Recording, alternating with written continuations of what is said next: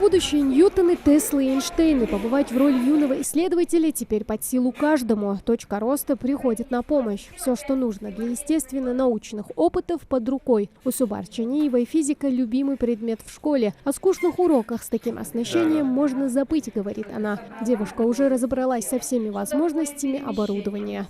Применяться как прибор для измерения массы тел, прицепленный как груз. Также в нашем оборудовании есть место амперметру, прибор для измерения силы тока.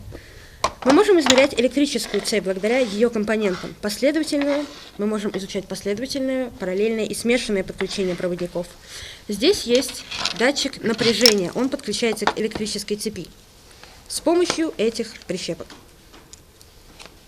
Благодаря этому оборудованию мы можем лучше изучать всяческие явления физики и проводить измерения. Формат работы учителей тоже поменялся. К новшествам нужно быть готовым. Педагоги прошли дополнительные курсы в рамках точки роста. Учить физику куда проще, когда ее законы можно не только знать в теории, но и наблюдать за ними и провоцировать их самому. В этом помогает и новая цифровая лаборатория. Что нам дает цифровая лаборатория? Она нам дает информацию об исследовании в 4 видах.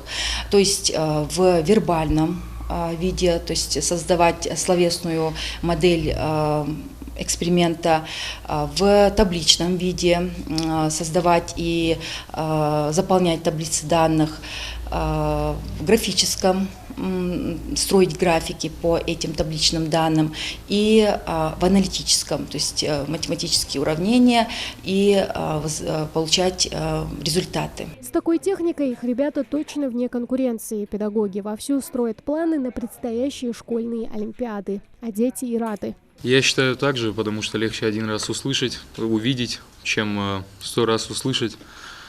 Поэтому мы очень рады, что к нам завезли это оборудование. В дальнейшем будем с ним работать и проводить интересные уроки. Конечно, это одна из самых важнейших наук в мире в целом. Ее изучение обязательно для людей, которые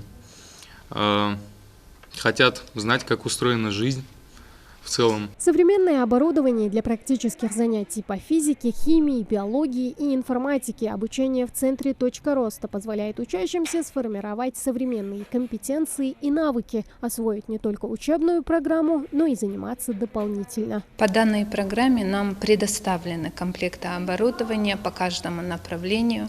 Это такие, как датчики влажности, датчик освещенности, приборы измерения давления, массы. По направлению информатики есть оборудование по Scratch. Все это то, что на данный момент в современном мире очень интересно детям, и многие дети желают дополнительно заниматься и посещать вот эти занятия. Центры образования «Точка роста» открываются с 2019 года в рамках регионального проекта «Современная школа» нацпроекта образования. В Ингушетии таких центров уже более 70. В этом году делают упор на естественно-научную и техническую направленности. До конца 2024-го такие точки должны появиться практически во всех общеобразовательных заведениях страны. Тамара Хшагульгова, Хамзат Холухоев, Новости 24.